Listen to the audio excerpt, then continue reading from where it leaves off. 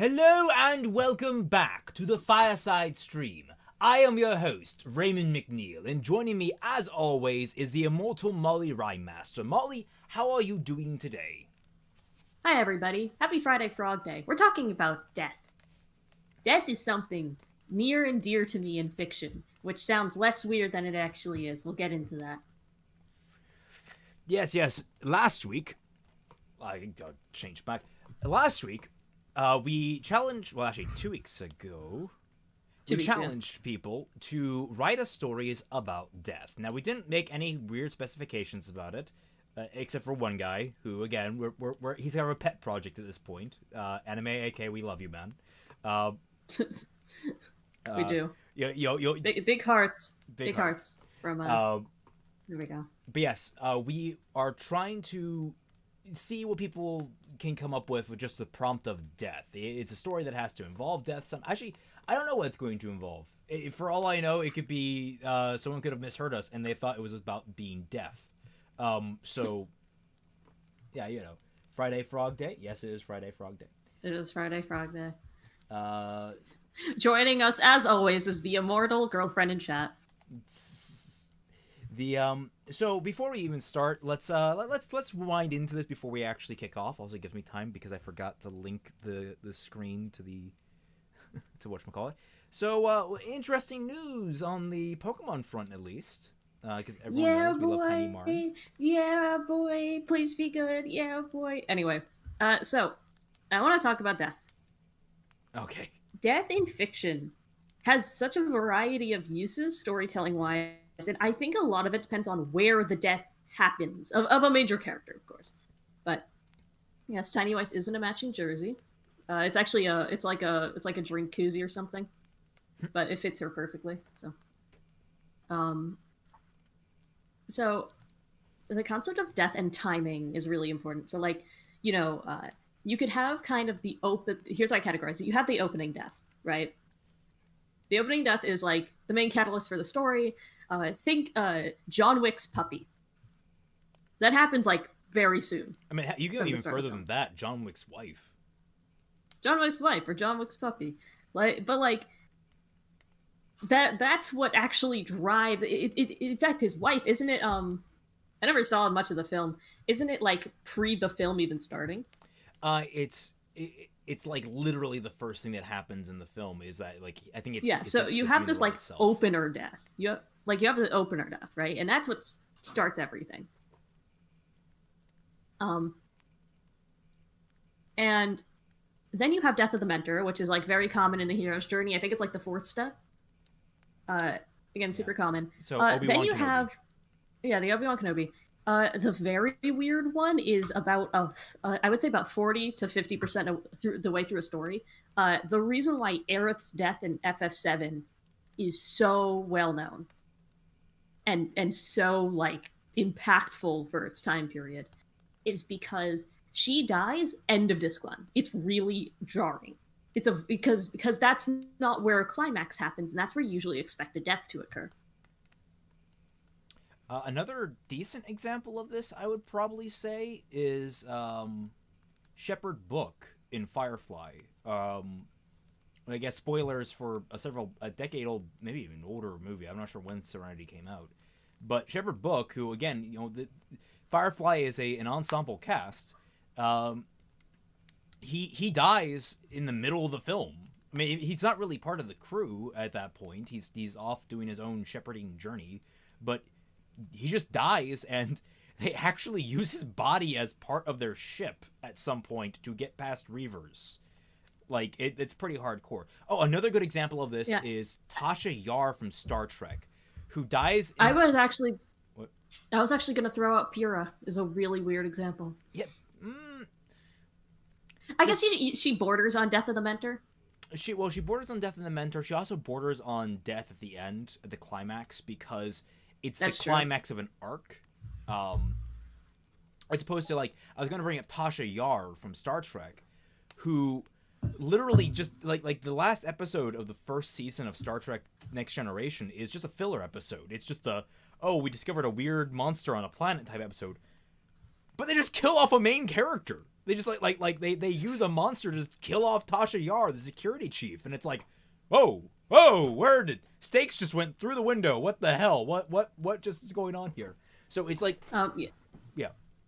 Yeah, and then after that, you have the rising action. The rising action death is very, I think, effective. So, and spoilers for people who haven't seen season 4 of Attack on Titan yet. So I'm giving you that little buffer to close your ears. Attack on Titan is 138 chapters. Sasha dies on chapter 105. That is 75% of the way through the story. That's not the climax. It's building up to the climax. It's what sets off the rising actions to the climax. So that's also a very effective thing. And then, of course, you have deaths at the climax, which there are too many to even count.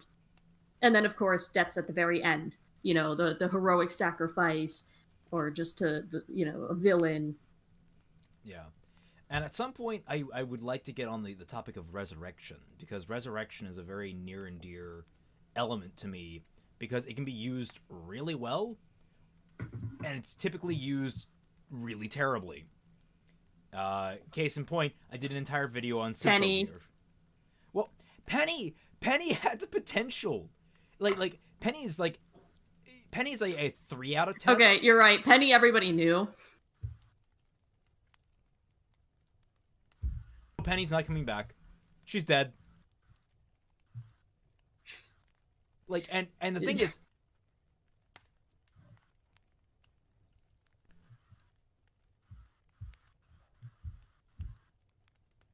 stuff about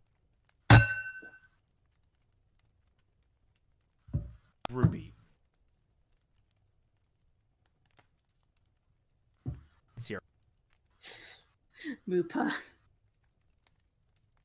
Yeah, Yeah, that was good. Also, I'm switching Wi-Fi. Oh, you're switching.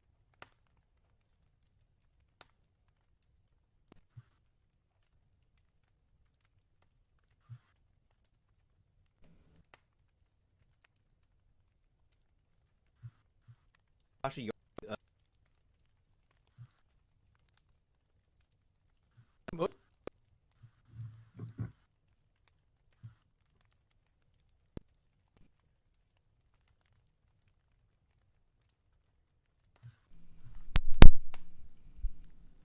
can you hear me? Hello, testing. Molly, can you hear me? I think Molly's dead. Can you guys hear me?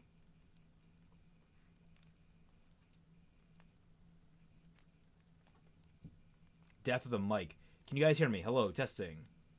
My mic says it's going. You should be able to hear me. I'm getting my shitty internet out of the way first. Okay, there we go. All right. Ooh, that was early in the stream. My microphone slipped. I guess the connector. This has been troubling me. It's been slipping more and more. All right, good. All right, sorry about that, folks. As I was saying, let's see, who was I talking about? I was talking about Penny, right? All right, so Penny, we get to the Penny getting resurrected type deal. Dead Mike. Yeah, and they have the yeah, Molly's dead now. All right. So we have Penny arrive. She hugs Ruby and like, all right, great. We're gonna get some great questions about you. You died. What was that like? Is there any like lingering side effects? Do you remember us? Video, and just immediately like, oh no, we need to leave now. I'm like, oh, okay, well as long as you come back to this later, I'll be okay with it. And they never do. They never discuss it. It's so annoying. I mean, admittedly, it's not as bad as say Symphogear, which I did an entire video on how garbage they handled death in that, because 3 characters die. Well, they don't really die. They actually just kind of disappear. But, like, it's presumed they die. And it looks very clear that they die. They die trying to stop the moon from crashing into the planet. And then they just show up in the last 30 seconds of the episode. It's terrible.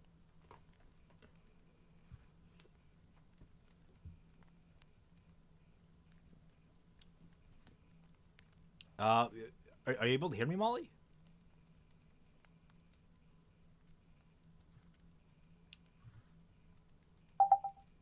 Can you hear me, Molly? Molly? Yep. All right, so I figured out what happened there. I was like, you couldn't hear me, but What? they could. So my mic disconnected. So disconnected. It didn't disconnect from Discord, but it stopped sending a signal to Discord. And so when I plugged it back in, the signal wasn't going. So I had to just basically flip flop between sources, and it fixed it. This is bizarre. This is a weird stream. I will write a thing during the stream. Floof, write a thing before the streams, please, so we can review it on here.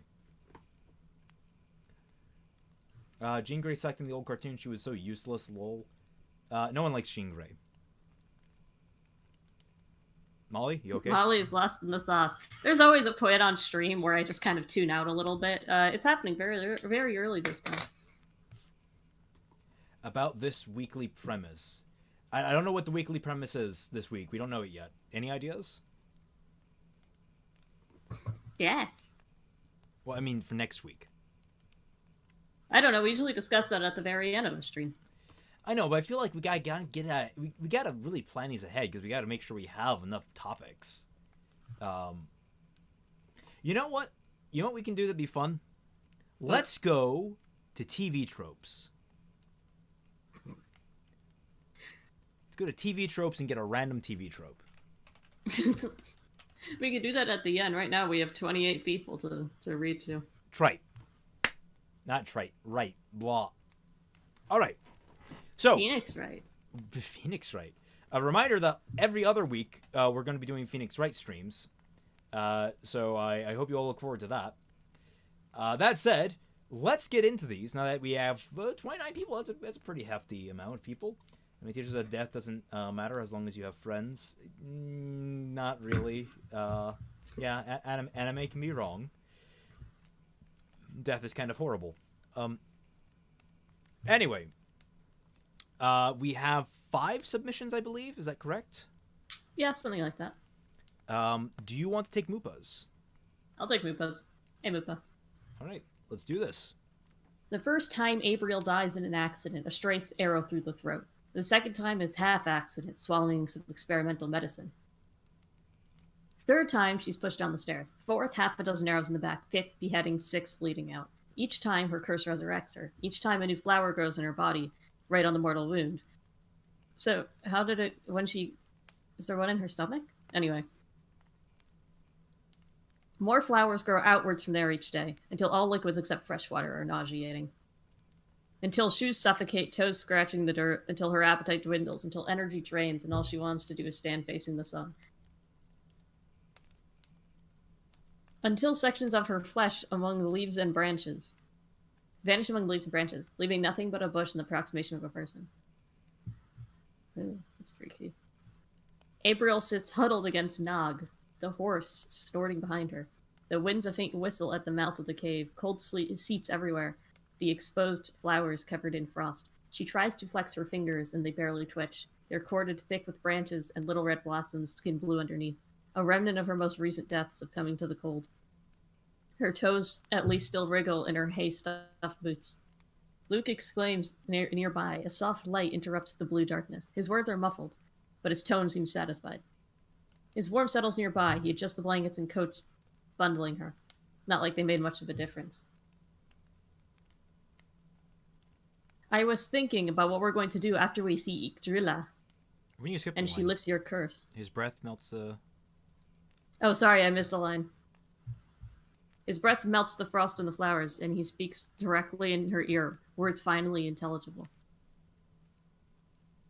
I was thinking about what we're going to do after we see Yggdrasil, and she lifts your curse, and you're back to normal again, he says. Since we quit the caravan, and it's a pain to chase them down, why don't we start fresh when we get back? We could have a little house for ourselves, or build one, something like that.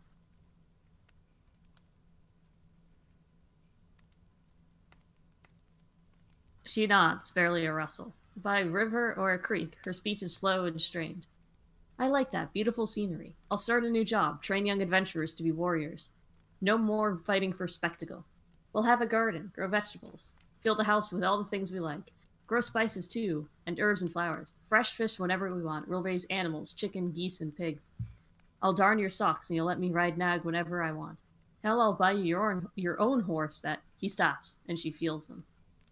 The tears filter and drip through the petals down her jaw, leaving behind chapped skin. Abriel huddles into herself, shaking and gasping.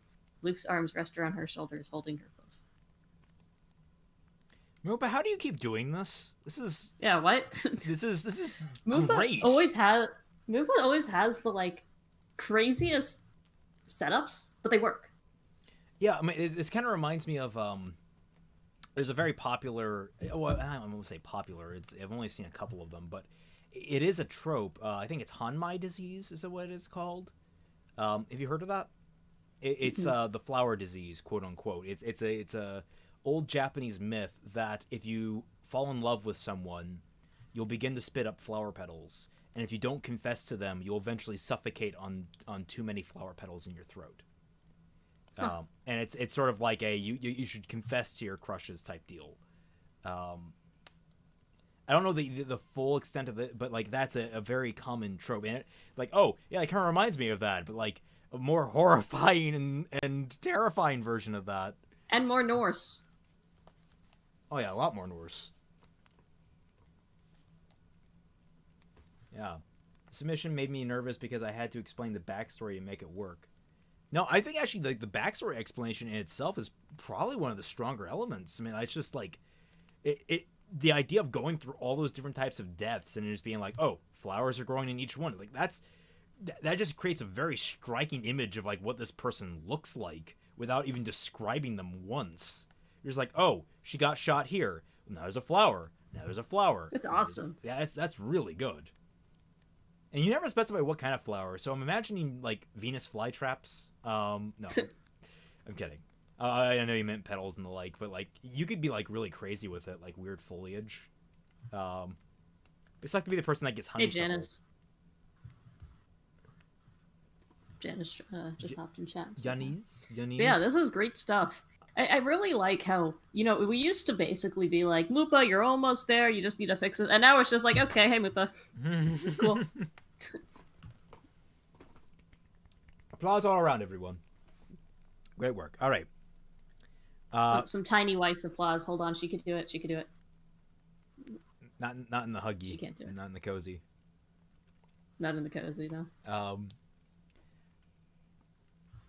Now, the next on our list Undertale AU called Flowerfell in the scene was heavily inspired by FF10. Nice! Love FF10. Not a fan of Undertale, but love FF10. Are you not a fan of Undertale because of Undertale or because of the fandom? It's half and half. Really? I think I just grew out of it. Yeah, it's one of those. It's very cool when you're 15 and I'm 15 and this is edgy, or it's more like I'm 15 and this is quirky. I mean, the thing is, like, I enjoyed it, but it wasn't like a super big highlight for me. The music was awesome. I mean, that's pretty good. You know how I feel about the music. No, I don't. I don't remember the. You don't know how I feel about Undertale music? I don't like it? We haven't really talked about Undertale. I don't think. That's probably for the good part, and I don't want chat to hate me. Oh no, please. People love controversy. But anyway, story-wise, I think it's like cool. It was novel, but it's novel in that way where I play it once and I'm like, hey, that was pretty cool, and then I move on with my life. But the thing is, people raised it as some like god tier, like, you know, this is basically Earthbound 4 type thing. Well, I mean, I don't actually disagree. I don't think Earthbound is all that earth-shattering, honestly. Yeah. It it was earth-shattering for the time because that was 94. That was like late 94. And that was also the same year FF6 came out. And those were two games that really like pushed the boundaries of what JRPGs were at the time. True. That's probably because those were really the first JRPGs I know of, at least, that were like, oh, we can make a real story with this. Yeah. I mean, I did not like Earthbound's aesthetic and all that. Like, I think for some reason Undertale appeals to me more, but the more I reflect on Undertale and I learn some of the mechanics that go into like its storytelling drive, like, I really, really hate the way they manipulate you with certain things in it. Like, when you kill Goat Mom. Spoiler alert. Yeah, and you didn't know at that time that there was a nod in that, like that there was another option. My issue is that the game. No, it cheats you. It cheats you. It actually whatever happened, I guarantee you he play tested this to learn exactly where people will want to stop attacking her. And so he made it that one attack before that would be an absolutely fatal blow. Because you'll always notice that, like, she has a lot of health, and you get down to, like, half health, and you're like, okay, after 2 more hits, I'm gonna stop. You get down to that last hit, and it kills her outright. It's like, wait. I mean, my issue with it is less things like that, and it's more things like, wow, guys, you can not fight people. It's so cool, and if you do fight people, you're terrible. And these are all good people. But then the thing is, when you do that pacifist route, you're dealing with, like, different fucking characters. Like, the one that really stood out to me was Undyne, who is a different person. It is a different character. And it's a less cool character. Because it's like, haha, she's actually really quirky and nerdy. Isn't that funny? And me, by the time I was 17, was like, actually, that's not. That's actually kind of cheating me out of, like, a cool character. The argument there is that you are actively at this point some kind of... This is my issue with it. Like, it doesn't convey very well, like, how the information is spreading. And it's one of those worlds that just doesn't add up logically. And that really does bother me when it comes down to it. And that's why I don't like Earthbound. It's that, like, the world doesn't seem grounded enough for me to get invested in it. I know presumably it's supposed to be, like, the normal world, but, like, the more you go into the world, it's more strange, and it's like, none of these people are normal. None of these people are human. None of these people act that way. And it's just so... The reason why I prefer Undertale to Earthbound is that Undertale has no illusions about it being a strange world. It doesn't... And the thing is about Earthbound is that Earthbound is supposed to be about growing up and realizing how fucked up the world is, and then kind of continuing with it anyway. Oh, yeah. Like Earthbound, from a story perspective, does that intentionally. Earthbound is like the type of game you could really dig into and analyze. I don't think Undertale really has a huge amount going for it in terms of absolute story depth besides, like, you can choose to not kill people. I mean, I think that's the thing. Is like it has like this fake deepness to it. You take like FF6, you could pick that game apart and find all the like little thematic details that they put in, and the overarching theme. The overarching theme of FF6 is that you're more than the circumstances of where you came from. That's the whole point of that game. Like every character, for the most part, that's what it comes back to. You're more than your past. Earthbound, like I said, the whole point is growing up and realizing your future. Undertale is literally just like, from what I remember anyway, it's just like, not everything is evil because it's a video game, you monster. How dare you kill video game enemies? And I'm like, dude, I don't know. Like, the problem is, like, it had been done better, and I think in a different way with Spec Ops: The Line. I think that's a much better. That's a much better example of it.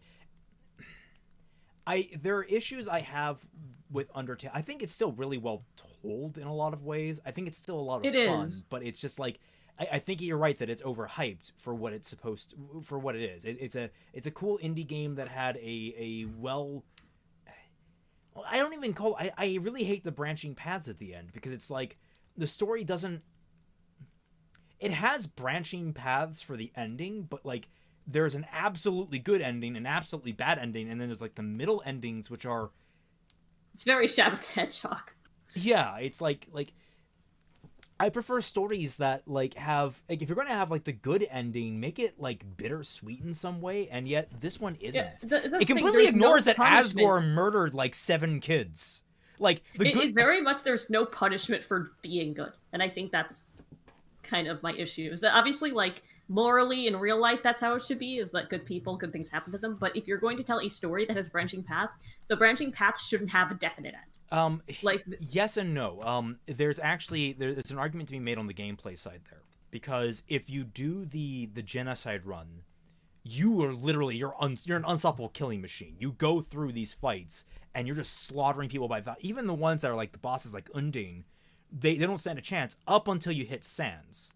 And Sans is like, yeah, no, we were going easy. You weren't going easy on you. You were just like so powerful, but I'm powerful too. And it's so bad. Yeah, anyway, yeah, yeah, but we should move on. But yeah, I do want to say one more thing on that topic though, which is anything you think that is special you're going to do in your story has already been done by Zero Escape, FF6, or Earthbound. So have Uh, fun with that. Master Decoy, Raymond talking about artificial design while propping up Spec Ops. No, that's the point of Spec Ops. Like, literally, the point of Spec Ops is that you don't have a choice. You are compelled by the game to do horrible things and not question it. That's literally All the right, let's move underlying on. Let's theme. move on. Chat's getting tired of us. Chat's Uh, not here for us. They're here for stories. are they getting tired of us? Yeah, can we continue for the fanfic? All right, all right. All right, Nightcore. All right. All right, so, actually, before we got one more thing, reminder that Bad Fanfiction Nights in the Tundra, $1 or more to my Patreon, you get access to it, and we do Bad Fanfiction All every right. Friday night.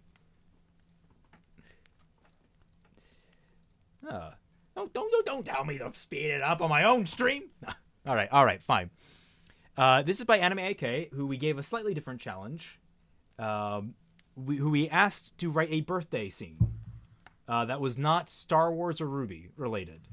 So let's see where this goes. Wish Comes True by Anime AK 116. Lucky Duck Orphanage. How do you spell that? How do you pronounce that? Englewood? Inglewood? Englewood? Not Inglewood was in Cali. Anyway. Inglewood. Oh, there's probably Englewoods all over the place. Chicago, February 23rd, 2007. You sat in front of a TV that was playing a movie. The scratching of a pencil was heard beside you from within the playroom. Looking down at a journal in your hands, you crossed off what looked like to be a list. Birthday wish list. Play hide and seek with Noelle. Get a day off of school. Finally get adopted. And last but not least, watch The Hunchback of Notre Dame. Hey, it's a good film. Do it. Yeah. You smiled as you cross. Sorry, 1 minute. For some reason, the scratching of a pencil is making me think of like eraserless pencil ends. Like the metal that holds the eraser in, just with no eraser in it, and like, for some reason that's making me cringe. You smiled as you cross off the last wish. The third one was still not checked off. Yet you silently prayed you would be able to later today. Though for the most part, you were just happy to watch the movie in peace without the ruckus of the other children. It especially got grating when they taunted Noelle for her cute drawings or because of her muteness. You looked at your right, and she was head and hands in the book she was holding. Looked at your right, and she was head and hands in the book she was holding. Is that a turn of phrase that I'm not familiar with? Chat, is that a turn of phrase?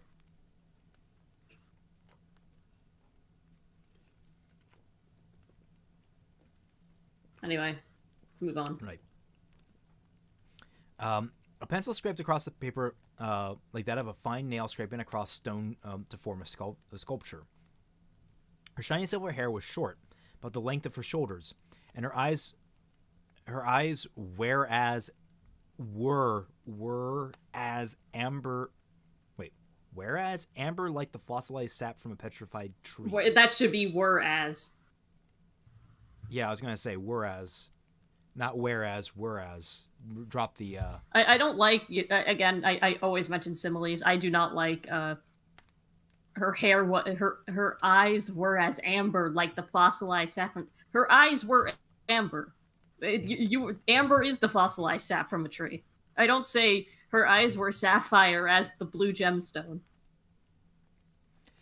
Lastly, she had a rose-like plastic clip in her hair that smelled of strawberries. Her eyes darted from the screen to the sketchbook. No doubt your thoughts lingered to the characters of Quasimodo and Esmeralda. Then you saw the evil man with the sword trying to strike the two characters with it, only for the gargoyle he was standing on to break under his weight as his face contorted into a look of horror. Falling into what could have been molten lead. The structure of these sentences seem a little weird. Is that just me? It seemed clipped. The what? The structure of the sentences. Yeah, they are like only for like there should be like a comma only for, not like a period, then that. Yeah. So we're trying to strike. I think he was trying to prevent a run-on sentence, but you just kind of have to reword it yourself. If you know, not just put periods in front of random clauses. Yeah, man, it works. It's a long sentence, but it works. It was just here's a weird thing that like, Christ, I am not reading that out loud. Insane oddball.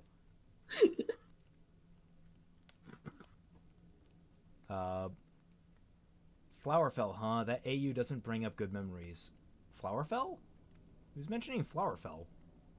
That was where Mupa got her inspiration for her fanfic. Oh, okay.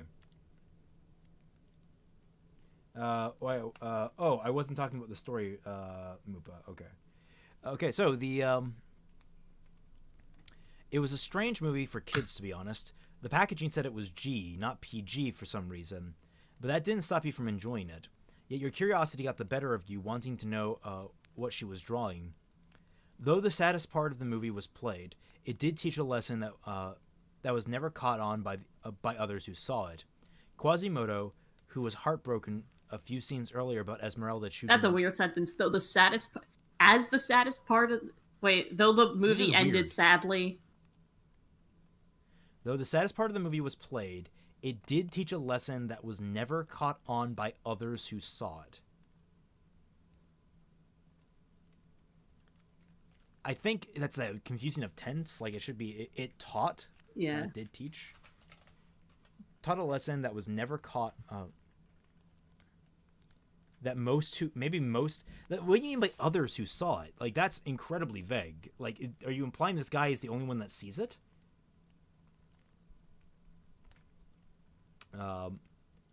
Quasimodo, who it taught a lesson that most didn't pick up. Like there's better ways. I'm wondering. Like there's other ways to read it. Quasimodo, who was heartbroken a few scenes earlier about Esmeralda choosing the knight over him, comma, cupped the twos. Their hands together. Yeah. Yeah, I was gonna say like. Yeah, and I think most people understood the.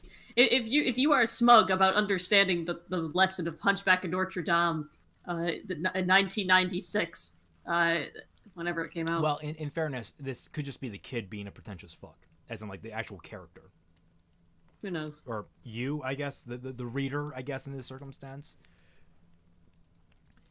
Funny, I was just talking with Raymond about Hunchback of Notre Dame. Good film, really good film. God, that music is incredible.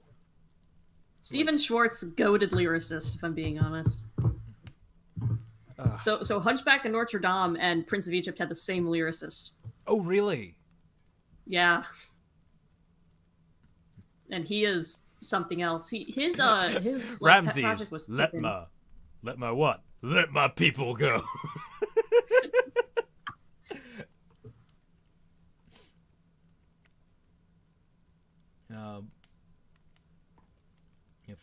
Again, it might not just be the fic. It might actually be the character itself.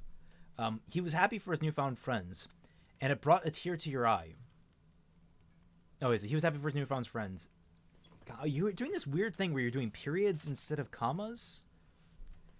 And it brought a tear to your eye, but you wiped it away so Noelle couldn't see it. But you wiped it away because no one could see it. You took it. He took it as Quasimodo learning to let go of what he wished he couldn't have. What?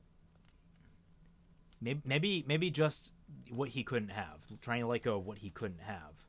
Yeah? Yeah. But instead, relishing in what he did have. Comma instead. Yeah, I was going to say, like, at this point, I don't even know if I want to keep correcting this. This is like, they're all over the place here. Something you took to heart. Noah, on the other hand, looked sad at the image, but she continued drawing. After putting away the movie, you decided to tap her shoulder. She jumped in surprise, but calmed down quickly. Using sign language, you asked her what she was drawing. She smiled and also blushed a little as she showed you what she drew. It was what you originally thought of, the heroes of the movie, but in armor of varying types. Though there was one that peaked is Piqued. Trust me, that took me years to figure out. that's a weird word. You don't really think about it. Piqued your interest. It was Quasimodo. Oh yeah, It's like how the one with the Q. Yeah. everyone go. There's always there's P-E-E-K, which is to look at something. Then there's P-E-A-K, which is the top of something, and then there's P-I-Q-U-E-D, which is, like, oh, I am interested. Now I am, Yeah. in the olden language, I am aroused. You have aroused my sense Quasi of learned the curiosity. most important lesson of all. Don't be an incel. It's facts, insane oddball. Don't be an incel. Oh my god, that really is about being incel.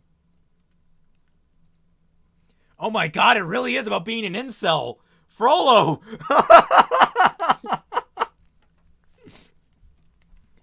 Oh god. It was a Quasimodo. Yeah, Raymond, don't forget about Peak P-I-E-C-K from AOT, I who became best girl like overnight. don't know who that is. I don't watch AOT. We'll have a talk later. We'll have a talk later. The heroine kissed the cheek of Quasi, and in a speech bubble it said, "Take up your silver wings and fly away with me." You don't think of it, but you smiled and signed for her. They were really pretty. She smiled and was really beat red for some reason. That should I that guess. should be BEET. Yeah, I was gonna say like I think beat is spelled differently. I rarely use beat. I don't like that word. This is a little bit long. Though the both of you played or listened to Rush Limbaugh on the radio. Okay? And the other kids came home. You overheard them talking about adults coming in to adopt. The news got you, and Noelle excited. Perhaps your last birthday wish could come true. So both of you went to your beds and neatly made them and packed a few things you could call your own. Standing in front of the beds, the children including Hold on, really beat red seems kind of redundant. Yeah, that's true because saying someone is beat red implies they are very red already.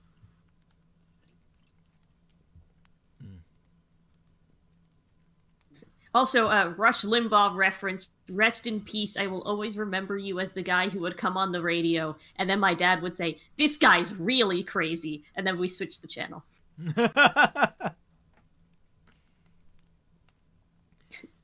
Ain't nothing like a funky beat. You overheard them talk about adults coming in to adopt. Standing in front of your beds, the children, including you and Noelle, talked about who it could be who would be adopting them. So the adults came. Slowly but surely, the adults called out their names of the names of the children. Yet, as the hours rolled by, no adults called out your names. Your eyes looked down at the stained hardwood floor. You tried to hold back tears again. But then a tall man came in and walked to them. His broad shoulders and quick pace was an oddity. He then reached the two of you and knelt down to Noelle, though she shyly tried to hide behind her sketchbook.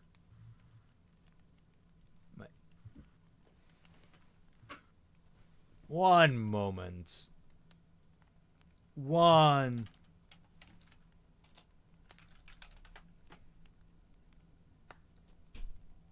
Okay. For a second there, I thought there's Elijah Wallace. I thought that was a character from Pulp Fiction, and I was like, wait a minute, what the... You're thinking of Marcellus Wallace. Marcellus Wallace, okay. Wasn't there a character named Elijah in that film, too? I don't know. My name is Elijah Wallace. Welcome to my family, Noelle. She smiled and jumped into his arms, but then she signed to the man. But what about Duran? Is Duran a name? I've heard Daron, but it's not spelled like that. She asked. The man looked sad. As he looked at. Also, I don't think this should be capitalized. Common mistake, but I don't think it should be. Yeah, no, it shouldn't be. But the eyes. I'm sorry, he said. No, space, lowercase b. I'm sorry, but I can't. I have to wait a year due to something from my past. That doesn't mean I've forgotten about you, little man. That is, like, not a thing that people say. Yeah, that doesn't sound very human. It's more like, I'm sorry, but I can't. Not right now. Give it a year. I'll be back for you. I promise. Like that's more along the lines of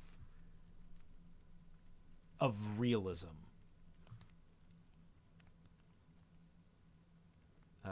Duran is the name. Samir Duran from StarCraft. I've heard Duran was a Hebrew name, but your heart drops in sadness. The tears started to swell in your eyes. Then you felt a hand on your shoulder.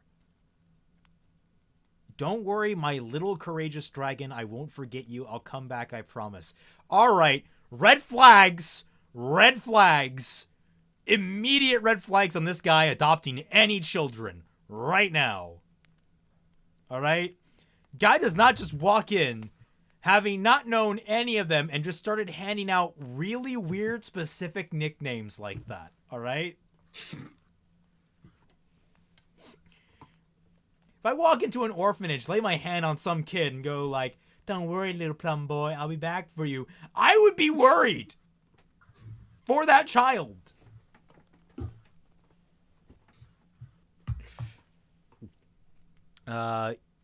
You nodded with a smile, putting on a brave face. You helped Noelle carry her things to Elijah's car. You watched as her image became smaller and smaller, waving goodbye. Took a minute to readjust yourself and walk back into the orphanage, only to meet the orphanage director with a bottle of whiskey in hand. And here I thought, after going through the trouble to get you out of here, he stated with disdain and a drunken slur to his speech. You felt an intense pain and a warm liquid fall on your side of your head as everything went black. But that quote you saw earlier made you chuckle a little. You know, Noelle, I wish I could fly away with those silver wings, you thought before losing all sense of consciousness. I like how we asked for something not edgy and he gave us orphanage. Anime AK. Buddy. 2 steps forward, 1 step back. Come on, buddy. You can't just hand us like we're trying to teach you that not everything needs to be edge. You can have fluffy and cuddly things in life. We all have to be very specific with our next prompt for him. Very specific. It can't. Okay. It can't take place in some dark setting, so it can't be like, oh, they're comforting each other, but it's in a fucking abusive, terrible nuclear fallout shelter. Like, let's see, properties. There we go. Abused and neglected reader. I mean, actually, that is for bad fan fiction night. We're actually reading through Abused and Neglected Reader, and it's a hoot.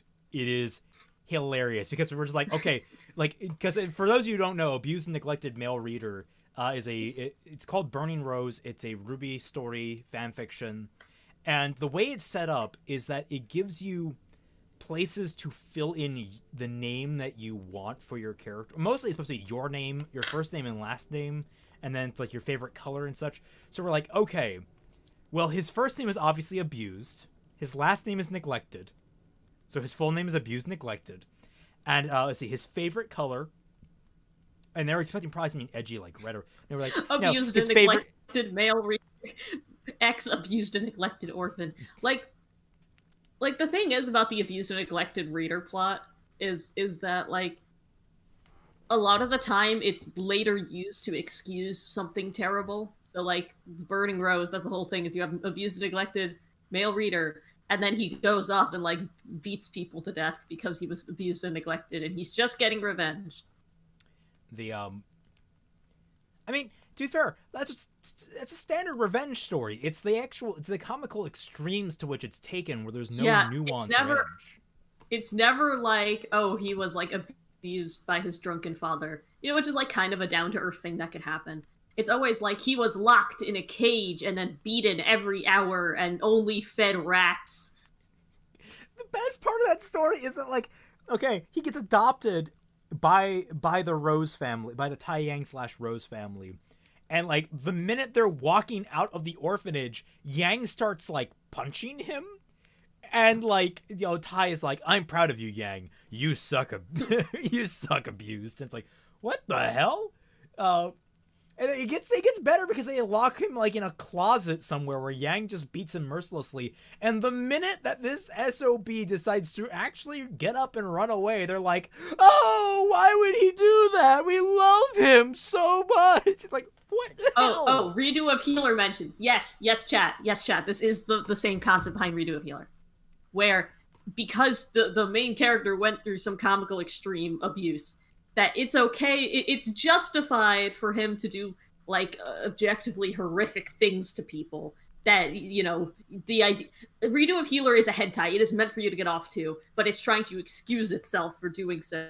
If you genuinely enjoy that show, there's something that needs to be addressed in your brain.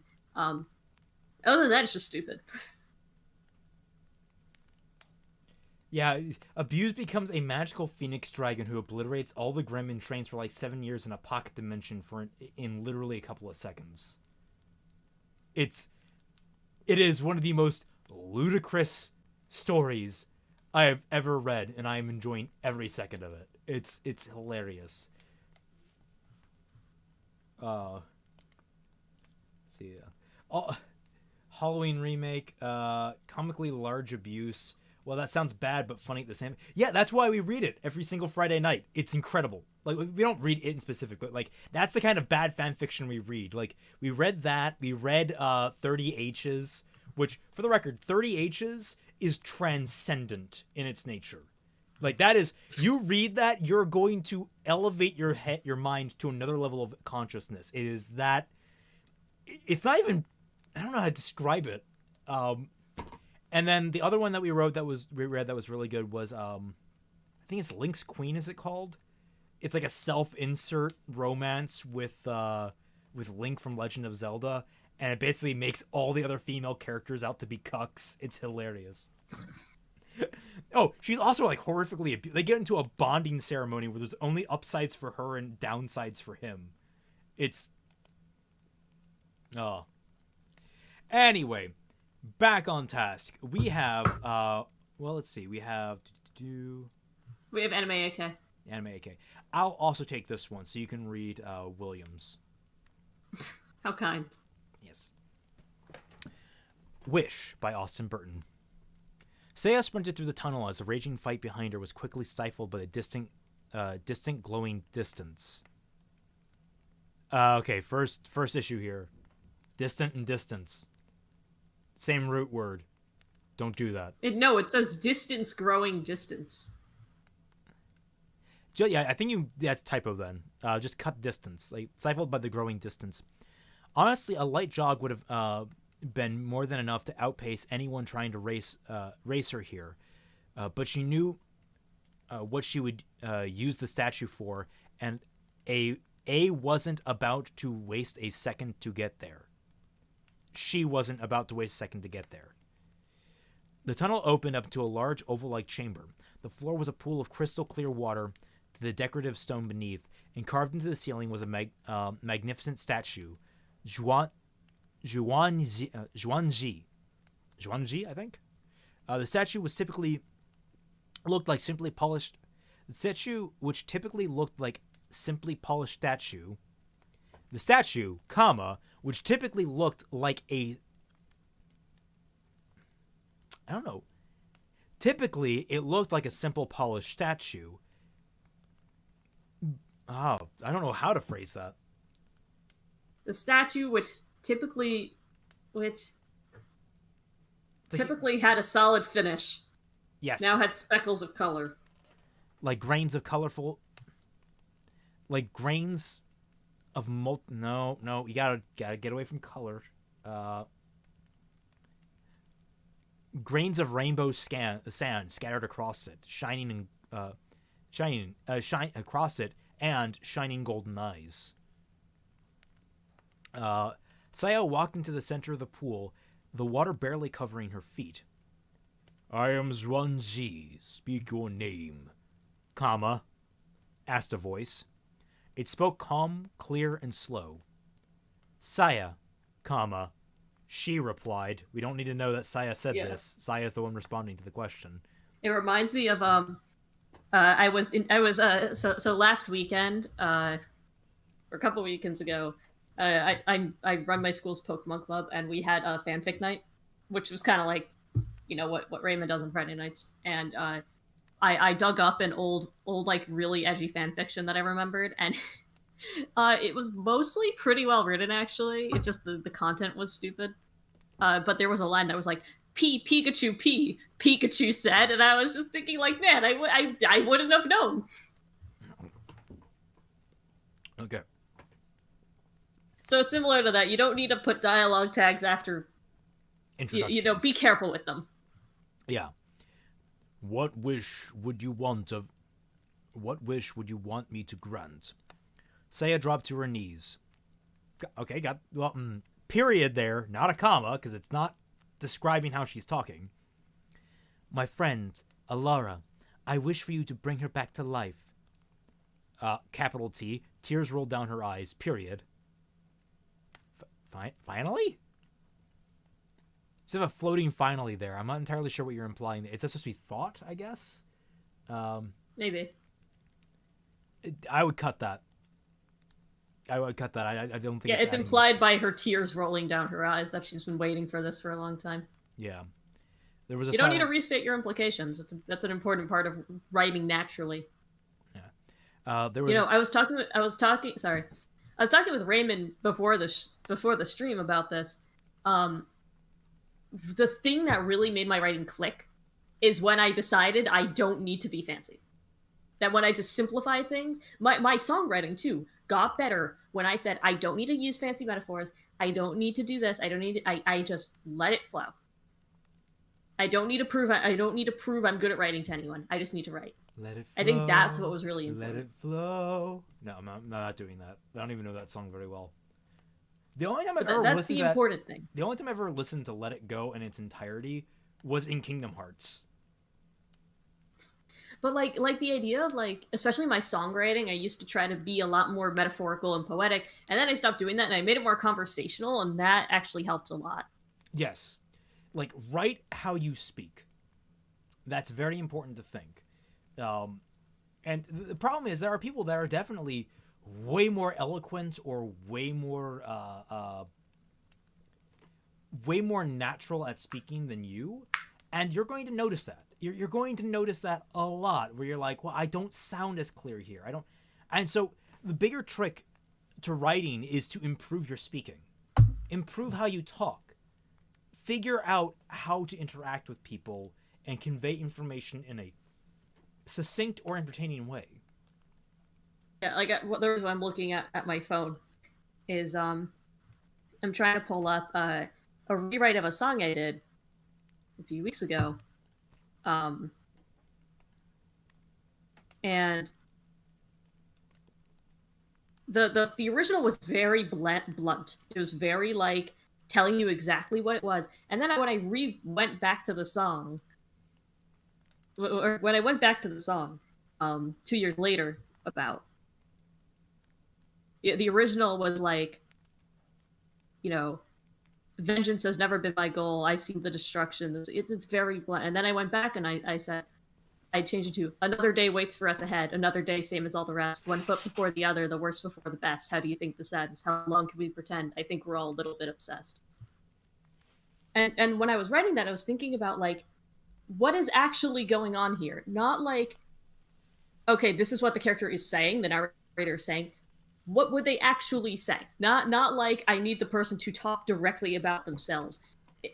I had an idea in mind about how they were speaking. They're speaking to someone close to them and they're confiding them.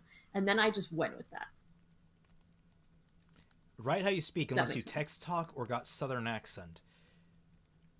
I can agree about the text talk, but Southern accents are actually really good for writing. Yeah. You would be surprised, people doing it in a thick drawl, actually, the writing is very descriptive. They have a very, when you talk about purple prose, Southern, a good Southern drawl in the way they describe things, I went down to I can't replicate it. I can't even fathom that, but I know the writing exists, and it's good. Very work maintained. Very your words. There was silence for a moment. That wish may not be granted. What? Saya jumped to her feet. You're a magic wish-granting being. You have to be able to bring her back. Of course you can. I want an exclamation mark to that. Also, people can't see that, sadly. What? Oh, there we go. No, I cannot. Bull, why not? Will it cost something? If so, take me in her place. I'm the one who... I was... I like that. I'm not sure if you need the capital letters there. You don't. Yeah. That wish is beyond my power. Saya began to cry. Period. Why? The cycle of life and death is a delicate balance. It as well as time. It, comma, as well as time, comma, cannot be so carelessly overwritten. Saya was distraught. She failed. I was distraught. Okay. Instead, what I would recommend, next paragraph. Saya was distraught, semicolon, she failed. First, she watches as her friend is killed by her own hands under someone else's control, and now she can't even bring her back. Zhuangji hears her tale and consoles her as best he can. You mourn her and blame yourself for things you could not control. Well, I cannot bring her back. I will say this. Your friend wishes you well in life and does not blame you for her passing. Take some comfort in that. That also needs a semicolon. I see what we're trying to do there where, like, you're trying to, like, keep that whole thing in the same paragraph, but really that should be broken up into multiple paragraphs. How do you know? Saya asked. Communing with the spirit world is within my power. You still have a wish. Is there anything else you would desire? Saya thought for a moment. Could you help me? Could you help the sitting king and queen of this world? Could you heal the frailty and ailments they've acquired over time? Spaces after ellipses. I don't know why people forget these. Spaces after ellipses. Very important. Zhuangji was silent for a while. Suddenly there were several white flashes of light. Your wish has been granted. Thank you. Before I depart my slumber, your friend requests your forgiveness for not doing more to help you before her death. She believes her naivety and lack of forethought was what led to her death. She wants to apologize. There's nothing to forgive, Saya answers. That should have been comma. She feels He's working on it. Yeah. She feels the same. Now I must go. Fare thee well. With that, the speckles of color faded, and Zhuangji once again fell into his 500 years of sleep. It's a nice story. It's just grammatically. Yeah, grammatically, you needed a little bit of a little bit of a tune-up. At least the story was comprehensible this time. Mm-hmm. That's been an issue in the past. Yep. So getting there. Yeah, he's getting there. I after having done, I just finished my script for Fixing Wonder Woman 1984, and that deals heavily with granting wishes, and like the consequence of not wording your wish well. Not really. There's a consequence no matter what you make the wish in that, but like, and it got me on the line of thought about like, oh, he's granting a wish for like, oh, cure them of their ailments, and I'm like, that's just gonna make things worse. Never grant wishes like this. It's just gonna make things worse. Like, one of my favorite X-File episodes is they find a genie. And the first thing that Mulder does when they finally get like control over the genie is, I wish for world peace. And the genie snaps her fingers and suddenly the entire world except Mulder is gone. Literally, she erases all of humanity and leaves Mulder alone. He's like, well, I wish for them back. I wish everything was undone. And so she wishes for them back. And then the last part of the episode is him sitting down at a computer writing out this ludicrously long, like 500-page long wish to try and fine-tune the exact meaning of what peace is on the planet. And ultimately he just wishes to free her because he can't solve all his problems. It's wishes, man, they are a fun plot device. Okay. Now let's head it over to... This is the wrong capture. I need to... Properties. Should we dock capture? Oops, all gone. All right. Yep. Will, you're up, my man. I don't think he's in chat. No, he's in chat. I'm gonna get properties. Make sure I. Anyway. There we go. I don't think I ever really knew Saruk. He didn't like me much. First time we met, he called me, to my face, a little shit that didn't know when to shut his trap. Threw me for a bit of a loop, and I was tempted to put him in for transfer right then and there. Probably would have if I wasn't a true believer in the work. Must have been the same for him because we ended up toughing out 5 years longer together. The old spacer and youngblood techie, up in orbit away at decommissioned junk. It's the kind of work environment where you learn to put up with a lot out of necessity. Whether or not you like someone is irrelevant when you have to rely on them. When you have to rely on them to have your back. There's so many ways to bite it up there, and you won't see half of them coming. You either trust your wingman or you roll the dice on your end being fast, slow, or messy.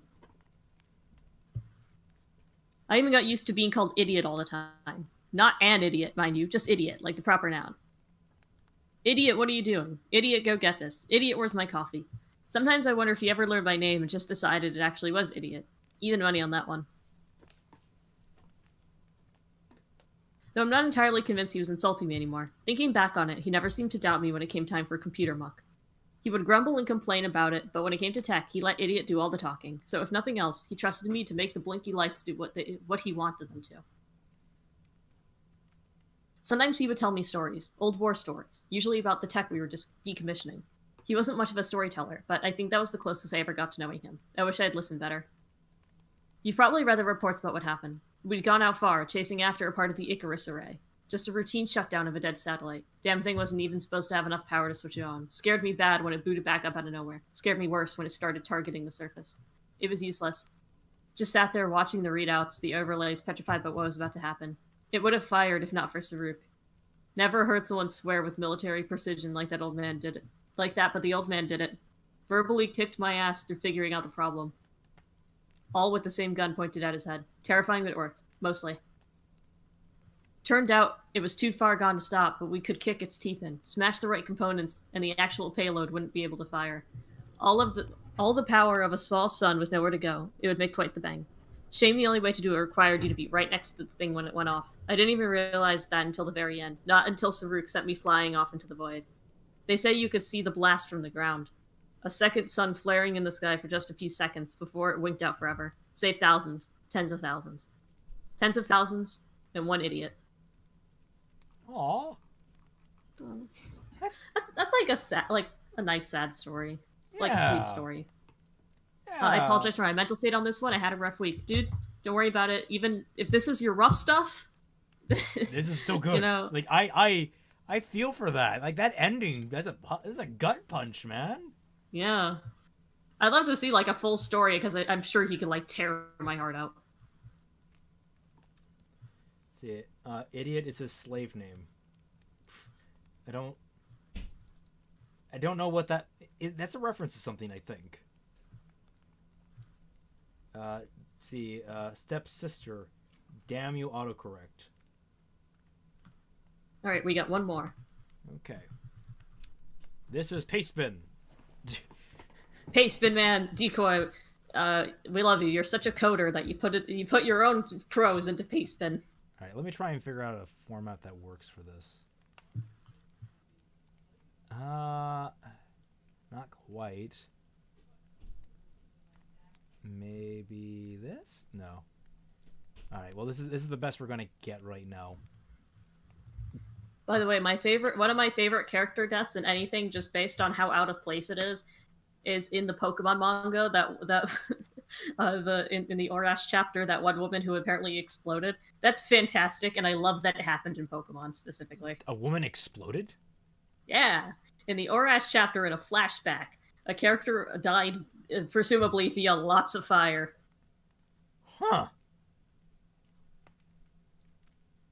It's Yeah, do that, William. I mean, I would love to see a full story of that. You can just copy and paste it into a text file and restore the font and stuff.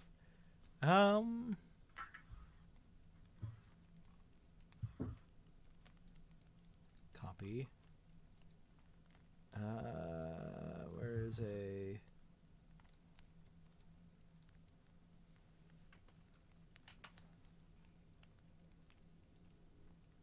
Nope, not dealing with that. Okay. All right, here we go. Lex knelt beside the crumpled form of Delta, recreating her final moments with his dying partner. He would not understand, but it appealed to Lex's sense of justice. On the dark side of the moon, her radiant energy cast them in an eerie glow. Without his legs, Delta was trapped in the crater, gouged by their battle, and forced to crawl in the dirt. Even in his crumpled state, he was still trying to convince Lex to support his mad utopian fantasies. Despite being hushed by the thin atmosphere of the moon, she found his voice foul. He ceased speaking as she took his chin in hand and made him face her straight on. Silence. The terse command was superfluous as her light hold became a clenched fist. Her fingers tore through his metallic frame like paper, ripping off his jaw and severing his vocals. I'm sure this misplaced optimism comes from your loyal sycophants infected by your psychic poison. Lex stood to her full height and began tempering the projection of her energy. Unfortunately, unless they are skilled enough to reassemble you from your constituent atoms, no one will be able to save you once I've finished. The energy fully receded, and with it, the light. The darkness was total. You might be wondering why I'm drawing this out. A scarlet saber flared to life in Lex's hand, illuminating a cold resolution in her eyes. In contrast to her luminous aura, the saber's light was bright and harsh. Delta's angular face was framed by sharp shadows as he cowered before her. In your hubris, you left Scarlet to die a slow, tormented death. I'll dispose of you properly after I've returned the favor. Delta recoiled under Lex's agonizing precision. At first, he had hoped to maintain his dignity, but he quickly broke. Now he thought only of how best to writhe in such a way that the saber might fully pierce something vital, ending his misery. As always, Lex adapted. She began surgically targeting his motor functions, physically and mentally disassembling him, one servo at a time, all the while coolant hemorrhaged from earlier punctures. The temperature of his power core was slowly but steadily climbing, liquefying his insides one component at a time and creating a cascade of alarms. The wailing metal sirens accompanied his own internal screams as Lex began to work his brain. One of Delta's last coherent thoughts was of the epiphany that he had unknowingly achieved his greatest goal. The saber slowly entered his cranium through his right eye. His left he felt self-assured of his complete transcendence. Lex carefully sawed the blade back and forth like a gruesome needlework. He finally surpassed humanity by becoming the first artificial life form with a soul. She finished and stood back to let the wounds run their course. His incontrovertible proof was thus: you need a soul to be cast into hell. Lex at the rim of the crater sat at the rim of the crater and stared at the scorched glass where Delta had been. The relief of vengeance had been fleeting, and emptiness from Scarlet's death remained. Mournfully, she realized that perhaps it always would. Is this what it was to be human? Scarlet was right. This design is riddled with flaws. She brushed off ice crystals that had accumulated on her face and prepared herself to return home. Interesting premise. It is really interesting. So a little vague, but again, well written.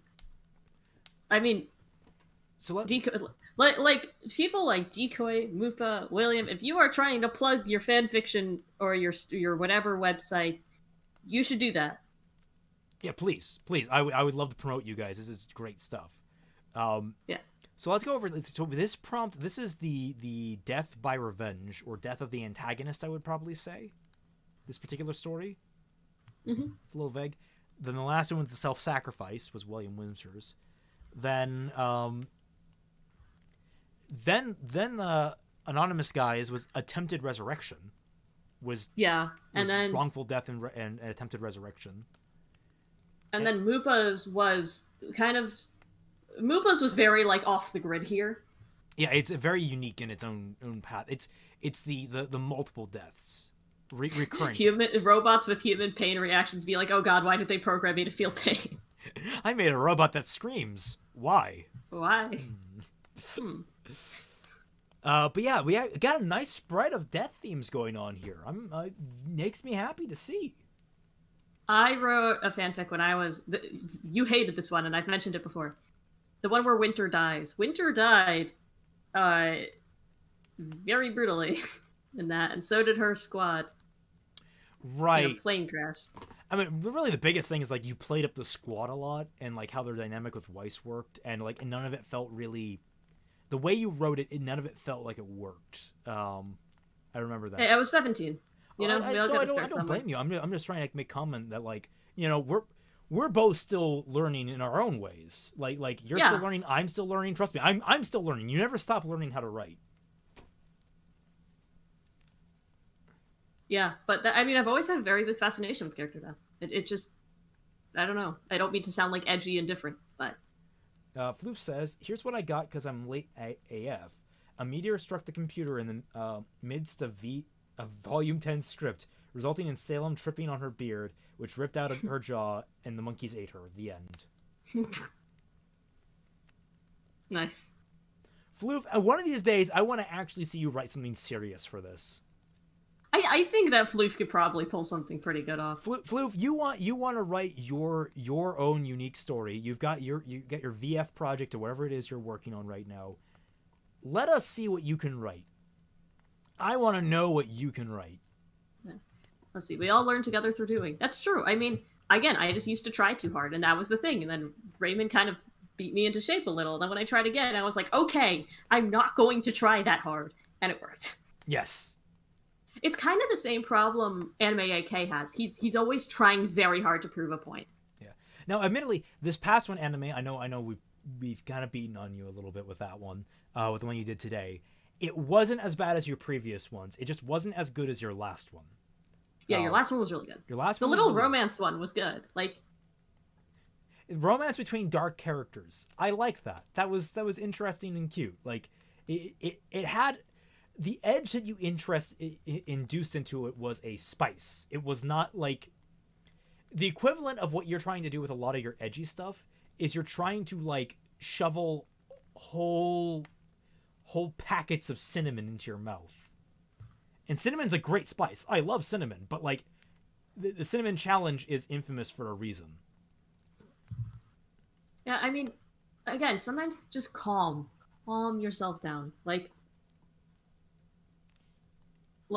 for me, my themes never really calmed down. They actually got like more intense as I went on. Dorothy Thick comes to mind. Yeah, that was very dark. I really want to see the end of that. I still need to. Yeah. Me too. When I get to it, I will. The thing, but the actual prose just relaxed. Yeah.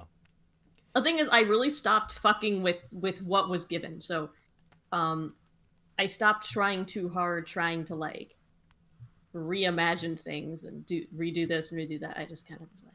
I mean, right now, my short story collection that I'm writing, which I need to get back to. I was halfway through a story. I need to actually go finish that. I've been experimenting with different types of prose just for my own sake in these short stories, which I think is a fun place to try and do that. And you don't worry, you guys will see them eventually. I'm just trying to get a backlog of them up and running so I can get them published properly. But like, you know, I have one that's told completely. There are two that are told completely epistolary style, where they're told through documents. You know, one is through letters, one is through a museum, like a museum podium. And I'm gonna be like, I need to go back through that one and add like little notes that you would see, like, you know how you can read documents on like little podiums in the museum, and sometimes they have little pop-up things on the left side that tell you interesting fun facts about like different lines and that kind of stuff. I need to add those in, which I think would be a fun way to tell a story through that. That would be fun. And then I have the one that I'm currently writing is told from like an old baron from like 300 years prior to the story. The story is in modern time. So like he's waking up in the present, but he keeps the way he thinks, and the way he thinks is very much in like kind of a less modern speech patterns. so I'm trying to get that down. I'm trying to avoid modern language with that one. Very interesting stuff. And then you have me, who's just like, I'm gonna write Pokemon, but school, but it's like college football style school, so like it's about being a student athlete. It's not school. It's not a high school AU because Pokemon battling is still relevant. I'm trying to make a school AU cool, and Marnie's there, so it is cool. Now, let's hit a random trope on TV tropes. It's gonna be like a hentai trope. Like, just watch that happen. No! Boom, demonetized. I need to get a better picture of this. I might need a new. I might just need a regular window capture. But the one that we got randomly is hilarious. New instead. Say window capture. Add source. And it's going to be... Where is it? Give it to me. Brave... there we go, TV tropes. I like the moral quandaries happening in chat right now.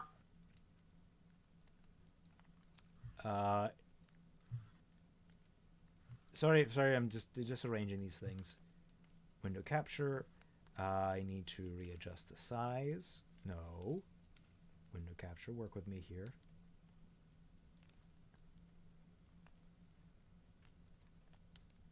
It's Scott Ireland. That is literally the first result we get. Is Scott Ireland.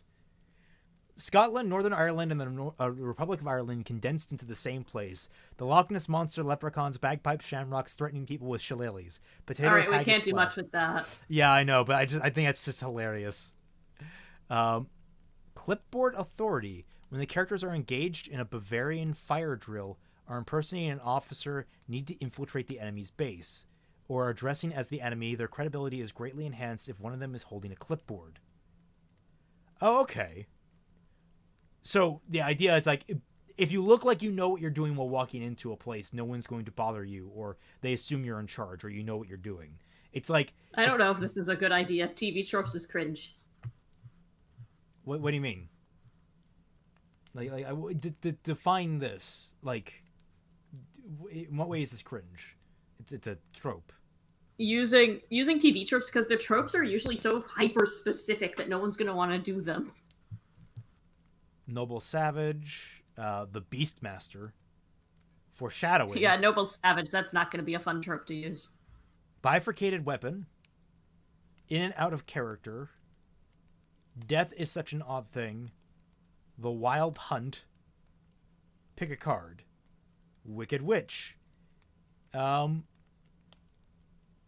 no, this is... Maybe this one could be reader's choice. I want to know what chat wants. Yeah, chat, what do you want? What do you want when it comes to the next prompt? What are we looking for, people?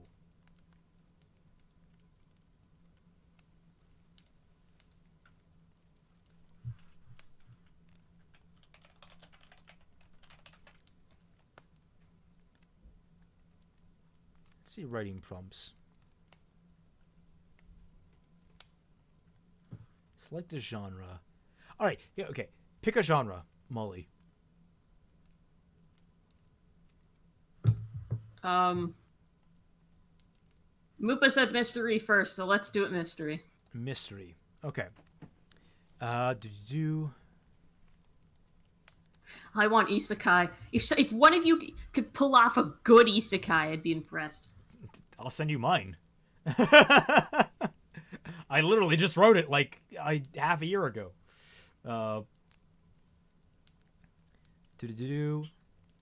Okay, so we have a few prompts that we could possibly go with. Mystery story where the detective realizes at the last minute they have the wrong suspect.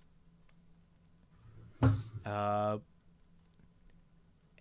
break-in at a bakery. The only thing missing, a secret ingredient. A ghost story where there's more going on than it first appears. That one's really too vague. Meeting of a secret society.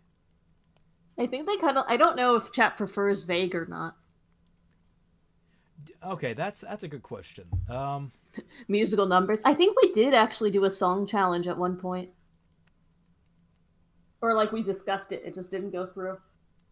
We discussed it. We never did it. Let's see.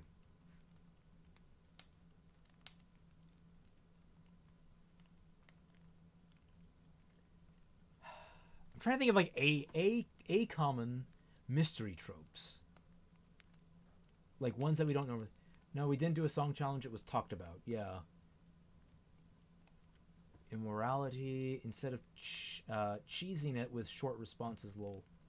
Um, Musical numbers for characters. A good place for writing tropes is overly sarcastic productions. Trope talks. I know. Um, I I have a love hate relationship with overly sarcastic productions. They can get very very pretentious at times. Um, I like their content generally, but like there are times where I come across them, I'm just like, that was really not, that was not cash money of you guys. Um, Let's see. I don't know. I like do want to ask chat. We have a lot of time to discuss things. It's only 5:30. yeah, although I don't want to linger in silence too long. This is my love for a humorous take. Oh, I like the first one, The Secret Society. The first one and The Secret Society. So yeah, that might be.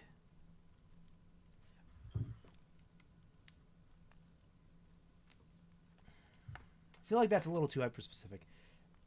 But I like the Secret Society one. I think that one works. Let's go with that. Write a mystery prompt about the meeting of a secret society.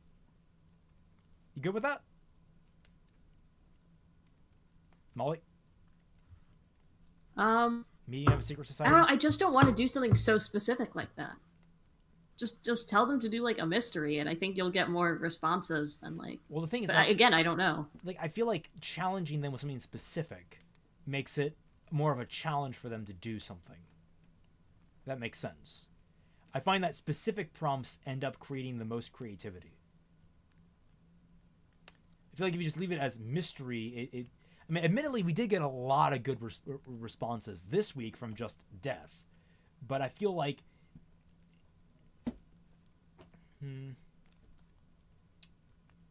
twin perform the crime. Which twin? I missed that. I like mystery. All right, we'll leave it vague. We'll leave it vague. Maybe we'll just have like a rotating a rotating pool of vague prompts. So this week or 2 weeks from now, we want to see submissions that are for just mystery. Give us some kind of mystery story, 500 words or less. Or do the secret. Okay, let's see. I mean, if you guys could do one of the prompts on the screen too, I think that would be good. I think having a few prompts to choose from is better. Yeah, you have options from there, but the general overview right now is just mystery. So with that, Secrets. How about secrets? secrets. That's a good one. I like it. All right, refining it. Secrets. That's your prompt. Secrets. Secret. Let's see what you guys can make about it. Anime AK, yours is not anywhere related to that. Make it light, make it fluffy. That's all we're asking of you. Well, make it light, fluffy, not Ruby, not Star Wars. No, he could do Ruby. He could do Ruby. You can do Ruby? Okay. Not Star Wars, though. Not Star Wars. Okay. It can be Ruby. Can't be Star Wars, but it needs to be light and fluffy. That's it. Like icing. Yes, icing. Very good icing. All these 500 words or less, people. Let's try and kind of gotta condense. I thought we did 750. We did at one point. Between 500 and 750. Let's aim for that area. That's your gradients. All right. So, with that said, thank you all so much for joining us. I hope you enjoyed the stream. I hope we had a lot of fun. Here's a question: do you guys think I should leave these streams up on the main channel, or should I keep them over on the secondary channel? I've been experimenting with that, not really getting results that I like. So I'm really trying to see like how you guys want to best digest this. Um, Mollie's been pushing hard for it to be up on the main channel, and a lot of my suggestions I've been coming up with in my head have really not been working out as well as I had thought. So debating that, I just want to know where you guys are most interested. I'm going to leave this up a little bit longer, maybe a day, see how that works out. Um, but yes, thank you all so much for watching. Mollie, any final words? Happy Frog Day again. Okay. All right then, everyone. Catch you all on the flip side.